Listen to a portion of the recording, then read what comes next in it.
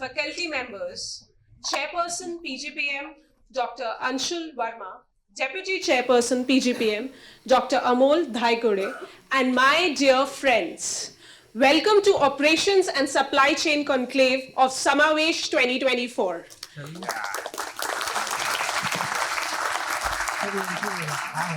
It is wonderful to be part of this distinguished gathering.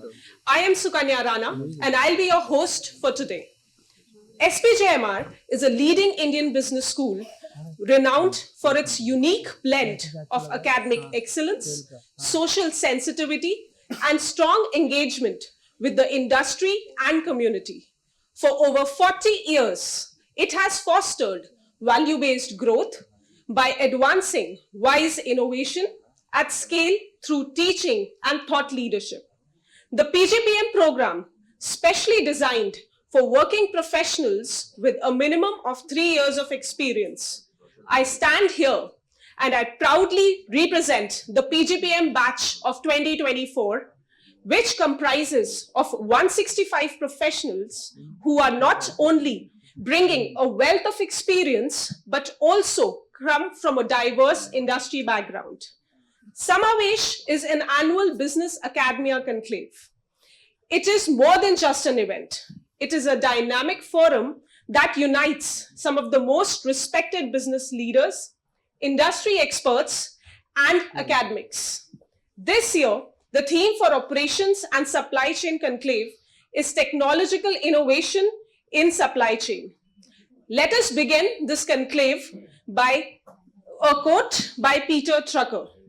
The greatest danger in times of turbulence is not the turbulence. It is to act with yesterday's logic. In Industry 4.0, supply chain have transformed from linear paths into complex and interconnected ecosystems. Technologies like AI, blockchain, and Internet of Things are revolutionizing how we manage these networks. Today, we'll explore how these innovations drive efficiency, transparency, and sustainability, enabling us to navigate uncertainty with greater resilience and shape a more adaptable supply chain.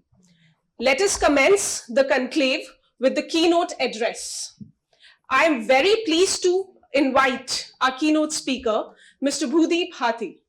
Mr. Bhudeep Hathi is currently the Managing Director and Lead in Supply Chain and Operations at Accenture Technology.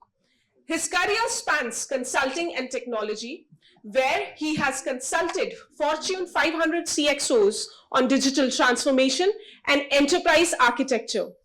He has an extensive experience in new business setup, merger and acquisition capability integration, and leading complex business transformation programs across the retail, life sciences, chemicals, and consumer healthcare. Thank you so much, sir, for gracing us with your presence. Please, the stage is all yours.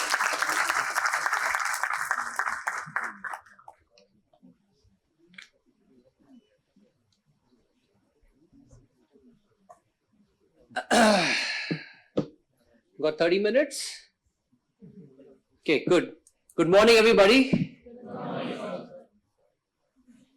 Good morning, everybody. Good. Thank you so much, Sukanya, for that excellent invitation. And I'm going to start by thanking the faculty and all of you all for being here on a Saturday morning. My name is Bhudeep. Thank you so much for that lovely introduction. This campus somehow keeps calling me back on many areas, so I'm glad that I was invited again. I hope you all have a good time. I think this conclave is a great opportunity for you all to learn a lot from industry leaders, but at the same time, you all should be a lot more questioning in the way you to kind of mix and marry what you're learning in the course along with the way the industry sees it, right? Now, in this opening address, the topic is technology innovations in supply chain. The thing is, I've been speaking on related topics in many external conferences, events, Very recently, there was a external event wherein we were talking about AI in supply chain, a friend or a foe. Remember in this, when you cracked your MBA interviews, in the GDPIs, you have some of these topics, right? Well, something very similar. So I'm happy to share some of my views. It's going to be a very open conversation. I think one of your colleagues reached out to me yesterday saying, "Sir, where is the presentation?" And I'm like, "Look, there is no presentation, right? Unlike a typical Accenture consultant." So it's going to be more conversational, and hopefully, when it's time, please tell me before 5 minutes, right? I also want to thank my industry colleagues. It was so great to meet you all, build some connects, and we'll carry that along as well. I'm going to start off with one question to you all, okay? And the brightest person will get something from the campus, right? What is a good supply chain? If you can explain that to me in 1 or 2 lines. 2 hands.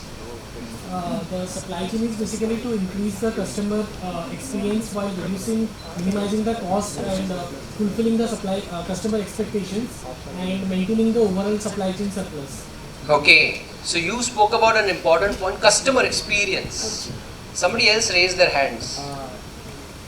Yeah, go ahead.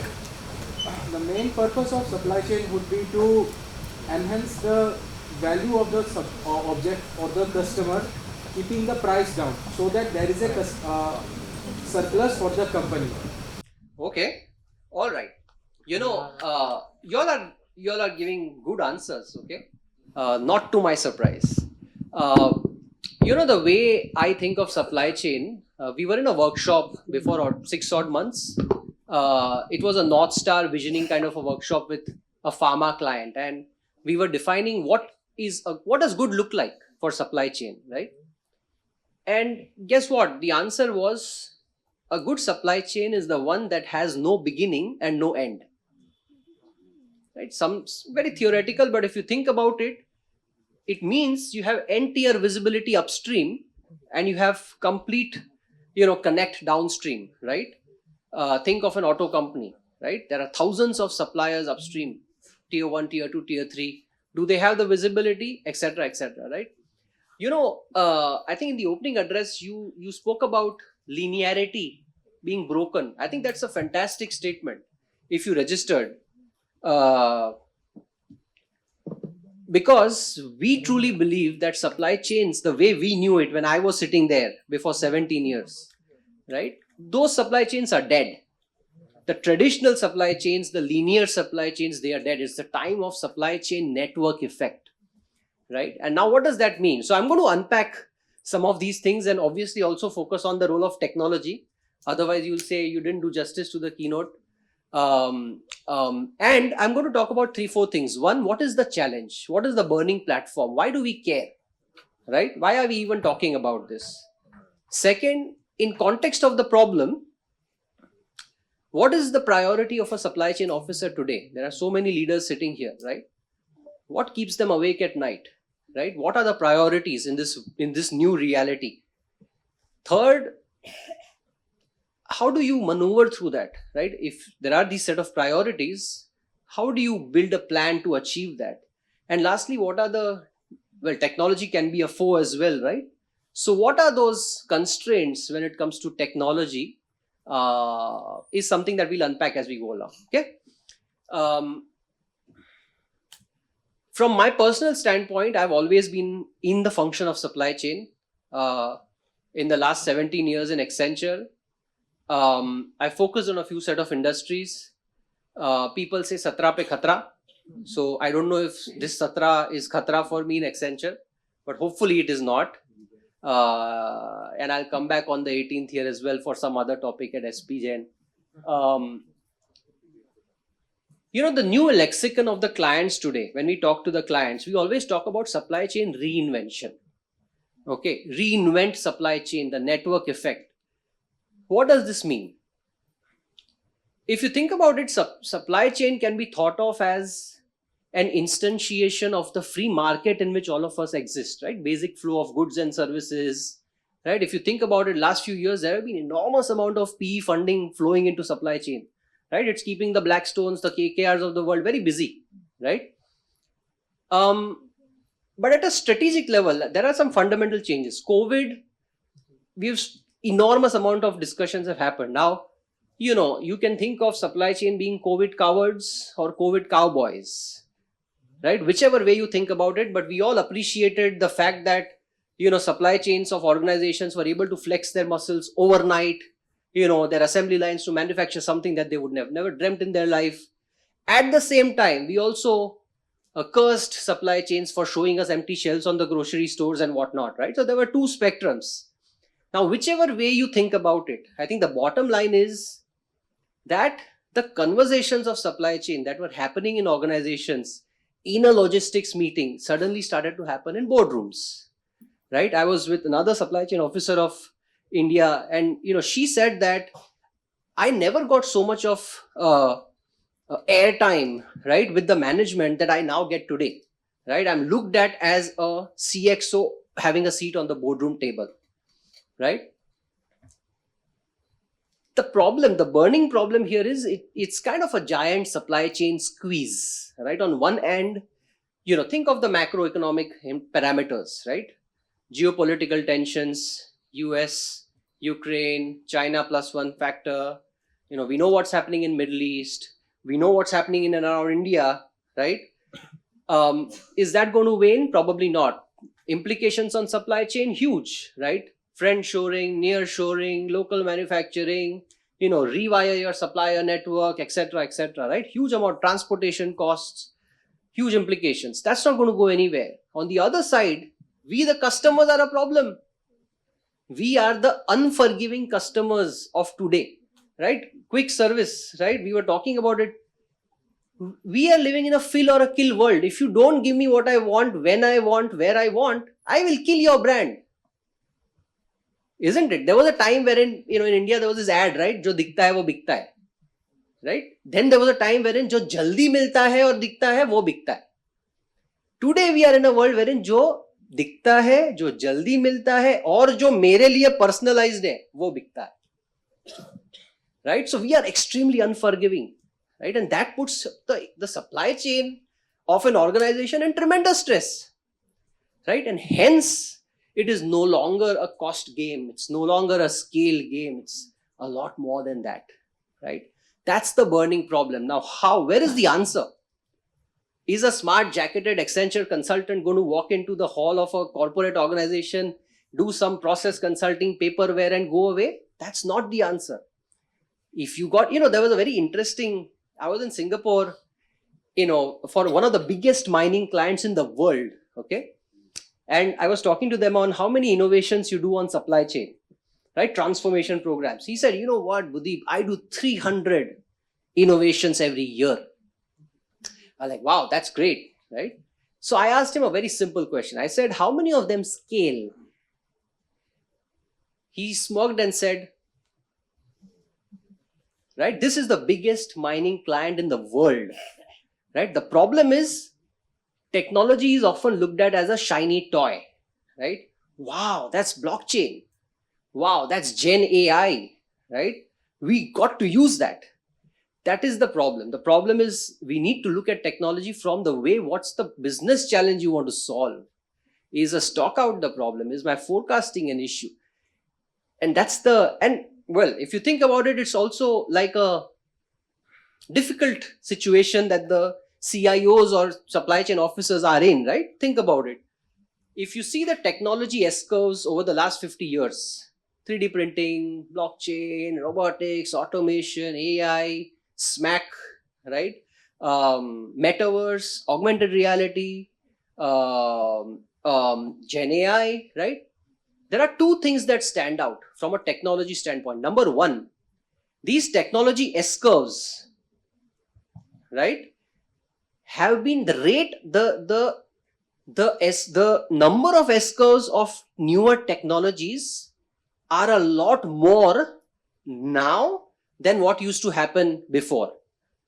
Number two, the slope of these S-curves, the rate at which they mature, that is a lot more accelerated than what it was before 2 decades.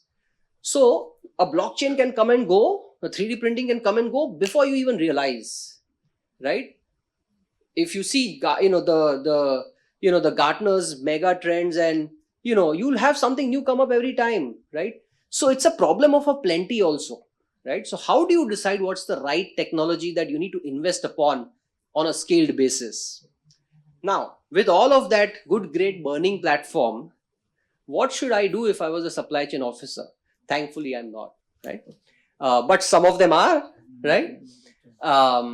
You know what? When we are talking to our supply chain officers, their focus has become a lot more balanced. Number one, it's no longer, as I said, cost, scale. It is also, it's basically about 4 or 5 things. Number one, it's about resilience. I'm sure you've been taught this word, etc. It basically means I need to be able to be flexible, right? There is something called diving catch analogy. I don't know if you know, right? Hopefully, thankfully we won the World Cup, at least T20 World Cup. But in cricketing language, if I hit a shot, right, and he's the fielder over there, he runs like good 200 meters, takes a diving catch. Am I, as the coach, going to congratulate the captain for the excellent fielding that he displayed, or I'm actually going to ask questions to the captain? Why was the fielding position not put up correctly in the first place? Right? The situation is, resilience is something which is so important, especially for retail, consumer goods businesses, automobiles, wherein the supplier network is very vast and complicated, right? The visibility becomes a challenge. Something goes wrong in your tier 2, tier 3, you don't even know. It's going to have huge ramifications for you as a company. And hence, it is important for you to establish that. So, resilience is a very important aspect that the supply chain officer needs. Number one. Number two, cost is not going anywhere. It is very much the focus, right? Cost optimization, that focus is never going to go away, right? That's number two. Number three, being real-time responsive, right? A lot of these, we have our lead from Blue Yonder coming in. Likewise, there are so many niche applications today, right, which allow you to get that responsiveness, real-timeness in your demand planning, in your supply planning, in your S&OP processes, taking signals, moving away from statistical forecasting to driver-based forecasting and whatnot, right? So real-time responsiveness to demand, and how does a supply chain organization maneuver its processes to enable for that? That's the priority number three. Number four, believe you me, sustainability, right? Cradle to grave is already graved. It's cradle to cradle now, right? Circularity is, if you feel it's just lip service, please wake up. I've been seeing this and looking at how the developments on sustainability are happening in the industry. Not just from supply chain lens. Supply chain is the most important, because guess what? 60% of the global emissions come from supply chain, right? So we are responsible to solve for sustainability. But that's a big priority, right? And it has to be sustainable, not by, hey, you know what, let's put up a good sustainability dashboard and we'll put up an annual report which has sustainability avatar in it. It's about putting sustainability by design in your supply chain. Some of the solutions today actually allow you to, when we implement these solutions, right, they actually allow you to parameterize sustainability KPIs in the way you plan your transport, right? So as a supply planner, I can actually choose a route which is more sustainable, right, compared to something which is faster in terms of time, right? So changes are being made on the ground, in the software, in the system. Is no longer a lip service. There is a great example of a company called Patagonia. Yeah, all of you all are nodding your heads. And this is not way back in 2011, right? They had a big ad in New York Times which said, "Don't buy this jacket," right? Basically, they were trying to say, be very responsible. Japan, they retired the term supply chain in 2000. They always said responsible chain, right? Which means, and Japan as a country, and the way they are like the North Star of how supply chains needs to be driven, right? So this focus is number four. Number five, can you guess what it is? Priority number five. We said real-time responsiveness, cost, resilience, sustainability. Number five? Who's that? Good. All of y'all, all of us, talent, workforce, ultimately, supply chain is a people business. Extremely people intensive. The ways of work got to change, right? You know, was a demand planner using, get the funny part about this is even till date, right? More than half of my clients use the world's favorite software application for demand planning, which is Excel, right? That's the reality. But you got to move and use certain softwares which you probably never used. And I've seen so many programs wherein people say technology failed us, right? But the problem is people never adopted to that change, right? People, and there is so many skills that a person needs to adopt to in supply chain. Supply chain touches statistics, it touches mathematics, it touches logical reasoning, it touches everything if you think about it. Probably not biology, but I think with sustainability, probably even that's in now. I don't know. So it's a very complex world, right? From a talent standpoint. So the biggest focus is how do you become a talent generator in your company, not just a retainer of talent from a supply chain officer standpoint. Now, 5 priorities. Think about it. Let's pause here. What is the role of supply chain technology in it? Can you achieve real-time responsiveness, right, without technology? Before 17 years, when I did a logistics optimization for one of the mining companies in one of the best tourist locations of India, I'm trying to be as anonymous as I can. We never had a tech. It was people who were talking and scheduling and ensuring that things were right. Can it work in today's life? It cannot, right? You cannot scale. You cannot be, there are constructs like control tower.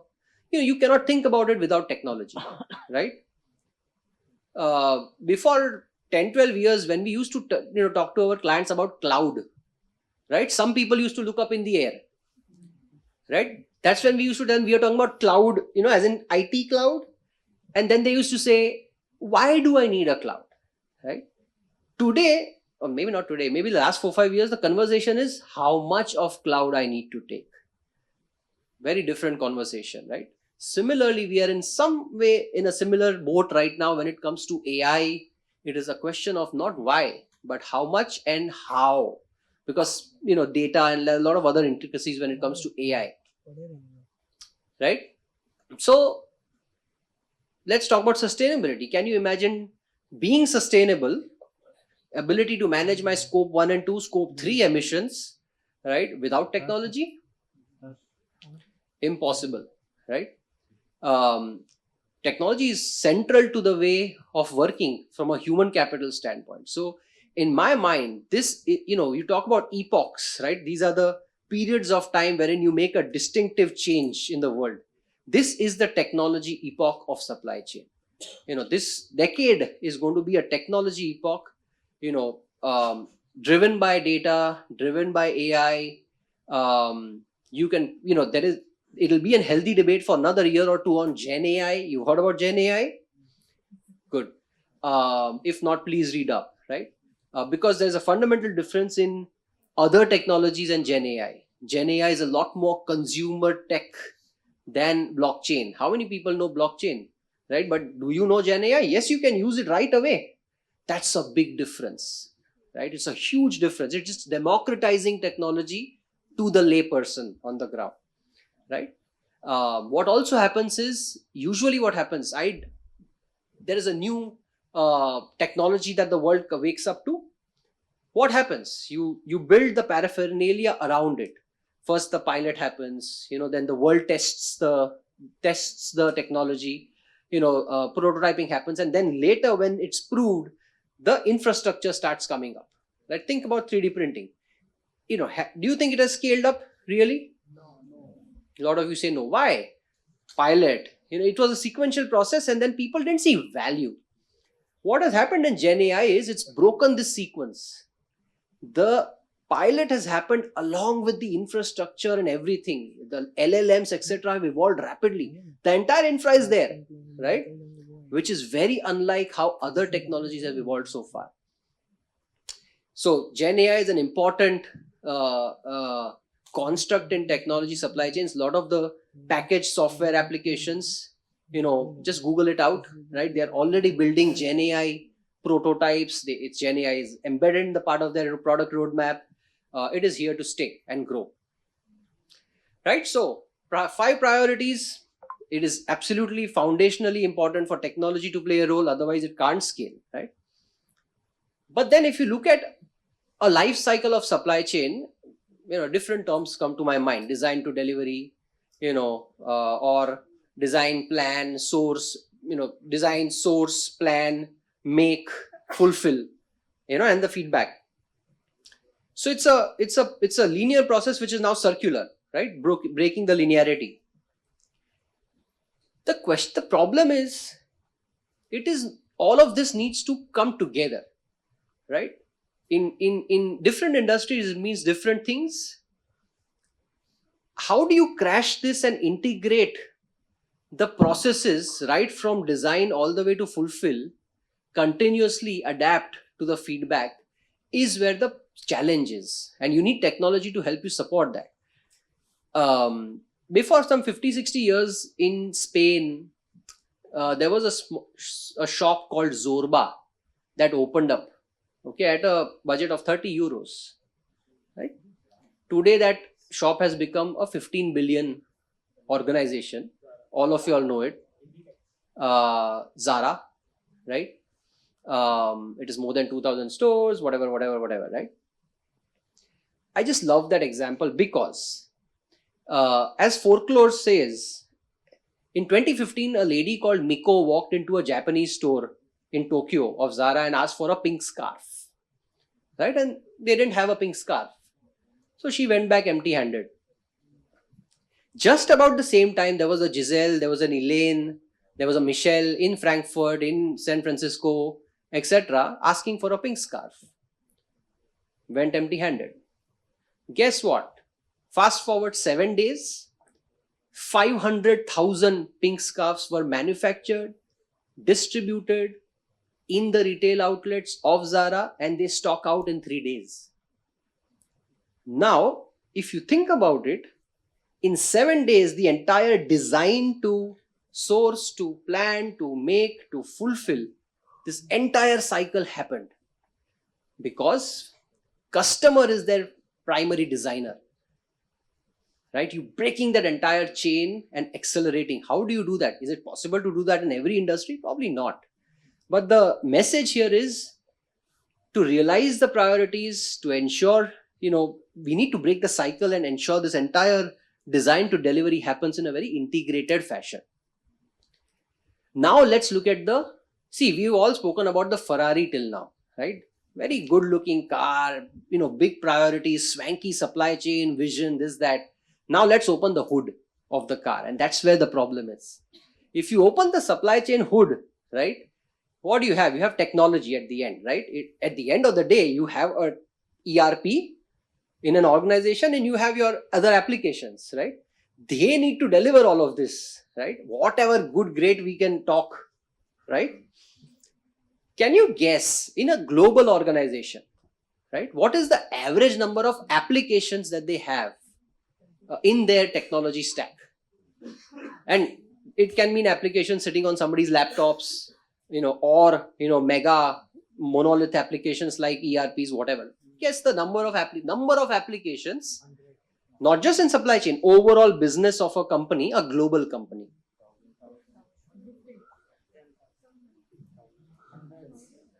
Take a guess. 20? 200? It's more than 1,300.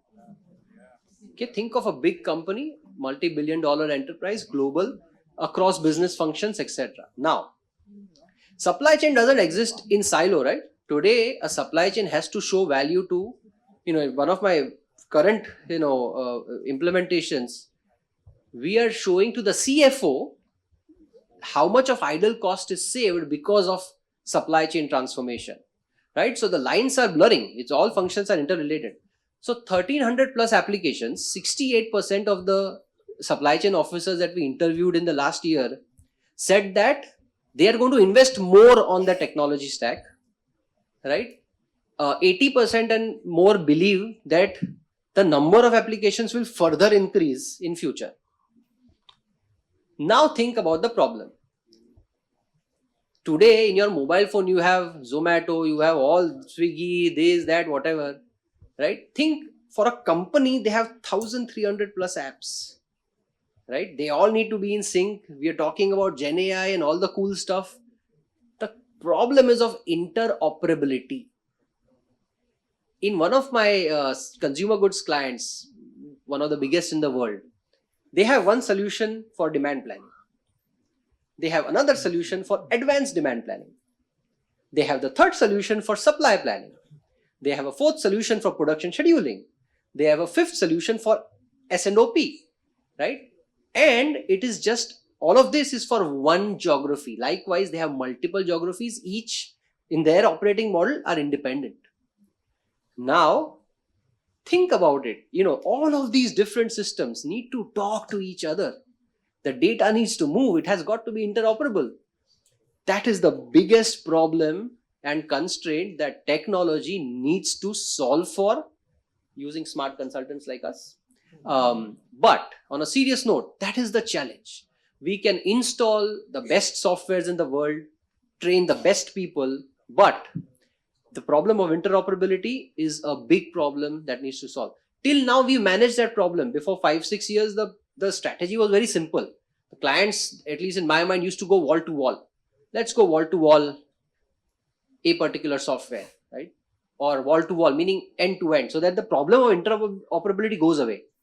But today you can't do that because there are softwares, there are technology platforms that provide differentiated capabilities that allow you to get that competitive advantage, which you don't get in wall to wall softwares. And you better leverage that. Otherwise, you're not adding value to your business. Now, hence, you need to solve for interoperability. And hence, in Accenture's language, we call it composable architecture.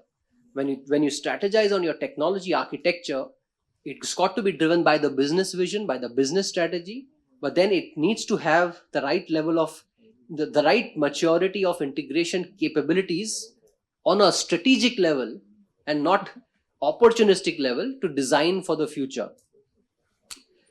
I think we've covered a few things so far. We've spoken about the burning problem, the priorities, how technology plays a front and center role in enabling those priorities, the challenges. I think I'll just probably end on 4-5 things which I see really working out and in vogue, so to speak. I think this world is about partnerships. It's about ecosystem. Any company, Accenture, no Accenture, doesn't matter.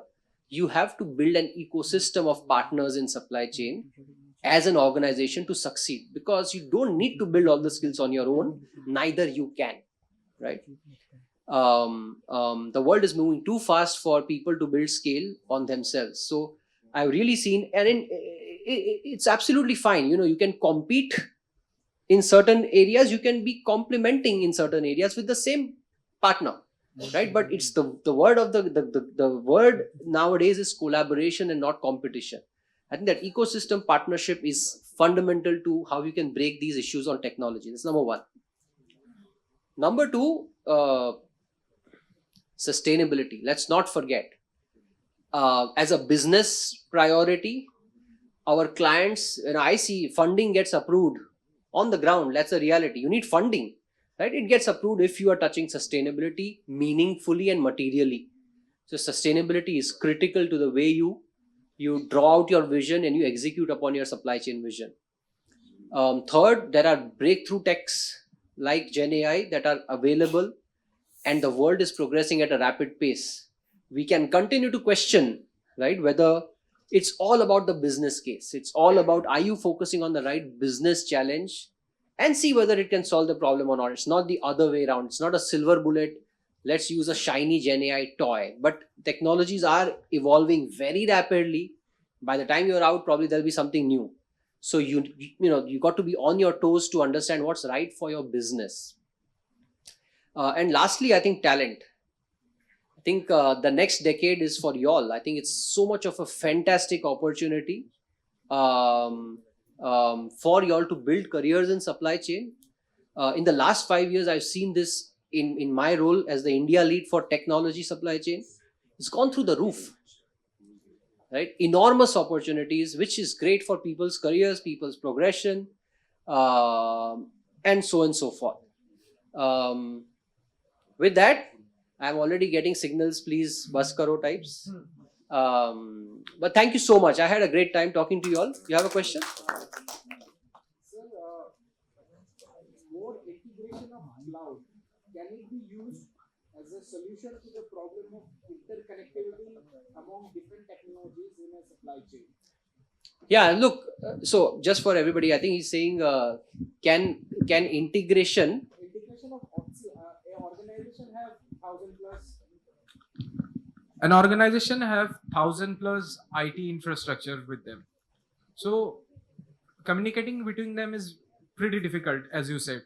If we can merge them in a cloud, where a single algorithm or a single code can manage all and take data and give a cumulative report, then the visibility of the supply chain might increase. That is true. I think the way what happens on the ground in the industry is ultimately you got to collate the data in a platform, right, which you can use. So there is we build data lakes or areas when you get all the data together. See, it is humanly impossible for all technologies to talk to each other, right? So I think as an organization, what is so important is there is a construct called decoupled architecture, right? API driven architecture, wherein you abstract the data out of the platform, get the data in a layer wherein you can maneuver through the data and use it for meaningful business insights. So that is what the clients are doing. But it's a challenge because you keep adding apps, they'll have their own problems. You have legacy apps. So the way in which you design that technology integration architecture, that's very critical. But thanks for that question. You're good. Okay, thank you so much, everybody. I'm hanging around for some time. And all the best. Have a good day today. Thank you.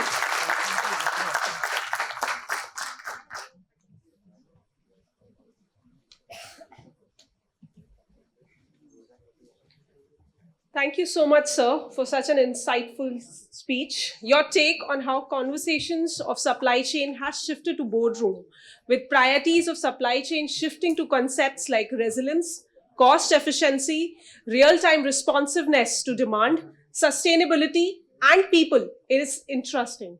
And also, I think all of us will take one customer satisfaction mantra with us today, जो जल्दी दिखता है, जो मिलता है, and जो मेरे लिए customized है, वही बिकता है. Thank you so much, sir. Now we move on to the presentation by my peer PGPM fellow mates. I would like to invite Dileep and Susheem to the stage. The topic for their presentation is reimagining supply chain through Gen AI. Guys, get ready to dive into the world of autonomous negotiation and real-time supply chain risk management. The stage is all yours. Thank you, Sukanya, for the warm introduction. Good morning, guys. Good morning, everybody. I'm Dileep, and this is Susheem. We will be taking you through how Gen AI can be implemented in supply chain. To give a perspective, as Bhudeep sir rightly told, about $100 billion has been invested into supply chain and other technologies for the past 2 years. The traction we see is not pretty high. These are the technologies that are currently being used in the market by every industry, out of which Gen AI comes to be the highest and most talked about technology in the current market. About 50% industry has already invested in supply chain and AI technologies. 1 to 3% of the revenue has already been seen as an estimate. Less than 43% supplier of the companies doesn't have visibility into their tier 1 suppliers. This is where this technology comes into play. From a Gartner survey, we understand that for a company to be top performer, it has to invest in AI and ML and in their process. Demand forecasting and order management and fulfillment are the key process that the companies are supposed to invest in. Before we delve into an example, let's understand the stark difference between what generative AI is and what traditional AI is. Traditional AI actually performs a set of tasks, whereas generative AI creates new content. The main difference between generative AI and traditional AI is traditional AI is trained upon the company's repository data, whereas generative AI is trained upon large data sets available in the market and then fine-tuned for our requirements. Now let's understand how Microsoft is helping a client in actually managing their risk. Let's imagine you are a tomato ketchup manufacturer and the obvious raw material is tomatoes. Let's say you're sourcing tomatoes from all over America and there's a flood that is happening in Michigan right now and you are not aware about it. So what do? With AI, Microsoft has devised a system wherein all the news related to your suppliers comes to one place and all the list of suppliers who are actually affected by that particular flood is listed down. Once you know the list of suppliers who are affected by this particular flood, you actually want to talk to them and understand the impact they got and the risk you will be affected by that. So you have a visibility into contacting the pertaining supplier and understand how much amount of risk he has got impacted with. So with generative AI and Copilot, you have a ready mail wherein all the POs related to that particular supplier is already listed down by Copilot and a draft is prepared for you. All that you need to do is send that mail and understand if the pertaining supplier has been affected by it or not. Once you get a reward from that particular supplier, you understand and align your operations accordingly. So that way you can actually mitigate your risk and plan accordingly. The second part where most of the supply chain is related is supplier negotiation. Now Susheem will be taking over to you how supplier negotiation can be done using Gen AI. Over to you, Susheem. So I will be explaining you about supplier negotiation. So why it is relevant? Why supplier negotiation is actually relevant? Because it helps a company to procure raw materials at a very low cost. Now, Walmart as a company was facing one challenge. It has around 1 lakh plus suppliers for a product. Now, to negotiate with 1 lakh suppliers is a very difficult task. So the task they had in hand was to automate the negotiation process. So what action they took was they contacted Pactum.ai and they collaborated with them and they installed the development software into the system, which was a Gen AI based negotiation system. So the result they got was very fascinating. They were able to achieve the turnaround time in 11 days. They were actually able to complete a negotiation in 11 days, which would actually take months. So I would take you to a negotiation process, how it actually happens, how negotiation happens through Pactum.ai. So you can see the buyer here is Maersk, a global logistics company, and the supplier here is EU. EU is a truck logistics company, truck supplier company. So in the start, what happens that Maersk gives out its requirement. It says that it has got 2 of its shipments to carry, and the conversation starts between the supplier and buyer. So the supplier says that he is willing to carry some shipment. He is not willing to carry both the shipment. I want to carry only one shipment. So it's a kind of conversation happening. And the kind of questions they are asking is, you can see, they have asked, do you value long-term cooperation or what do you value? What do you value? These kind of responses are being fed into the system, and it is being fed and this data is being captured, and on that it is deciding what price to quote. So initially they have told that, see, last time you have quoted the price of $485. Are you willing to go by that price? So the supplier says, no, I'm not willing to go by that price. I want $500. So then finally negotiation happens at $500. But see how intelligent the system is. Algorithm already knows that the price in the market is more than $500. It starts a negotiation by telling that, hey, last time you have quoted $485. Are you willing to go by that price? It already knows that the price in the market is higher than that. So it's kind of a very intelligent system where it operates, and it has got a lot of advantages. So the advantage that when Walmart conducted its pilot, it saw that they were able to extend the payment period by 35 days. That kind of decreased their cash conversion cycle and made the financial valuation much more resilient and efficient. They were also able to achieve 75% supplier preference. 75% of the Walmart suppliers showed confidence in that product. So they told that, yes, we are getting onboarded on this kind of platform and we are willing to go by that process. And they kind of able to scale that model. As Sir has talked about, scaling is a problem. But when Walmart conducted at its Walmart Canada office, they saw the improvement and then they expanded it to other geographies also. So but there are certain limitations. As you go across various geographies, what do you see? That there is quite kind of language barrier. In India, there are around 121 languages. So a Gen AI bot, if it is implemented in India, it has to know different languages because the suppliers has converse in that kind of language. They might not know English language. So that is one kind of limitation. Also, the another limitation is sometimes these algorithms becomes predictable. When Pactum.ai conducted its pilot, they found that some suppliers know that what would be the quote at some particular point of the day. So they would manage their quote accordingly and would get the responses. That was kind of things that was going on. So Pactum kind of fed new data into the system and they were able to revive that kind of things. And the next is, in India today, we do not have any Gen AI related law. It is not specific to any Gen AI. We don't have any law in India. But in coming years, definitely it will come. So we have to make sure that any technology we are using in our organization must align with those technologies, must align with those rules and regulations. So if there are so many limitations, so what's in it for us in India? In India, the total supply chain cost is around 13 to 18% of the GDP. If we are able to reduce even 1% of that, we will make a huge impact and contribute more towards the GDP. Also, in India, majorly we use AI for demand forecasting using machine learning. Now, machine learning has got limitations because the number of variables you can use is limited. The data that you can feed is limited because it depends on the company repository. With Gen AI, we can feed a large amount of data. It is trained on huge volume of data. So prediction accuracy becomes more, it becomes more accurate. Prediction becomes more accurate. Once prediction becomes more accurate, supply chain waste which is occurring gets reduced. What are the supply chain waste? There are majorly three kinds of supply chain waste. One is overproduction, overprocessing, and transportation. These all the three waste contribute towards users' natural resources. So if we are able to reduce that, we are moving towards more sustainability, as sir has talked about. If those kind of waste we reduce over transportation, over production, definitely we are going to reduce our carbon footprint and move towards a more sustainable environment. Also, the combination of all these parameters will help India to remain globally competitive. Also, if it remains globally competitive, then it can achieve its aspiration of becoming a global supply chain leader. To conclude, I will say that Gen AI is not a step, but it's a leap. We are in the future, but the future is right here. And with Gen AI, we are reimagining what's possible. Thank you.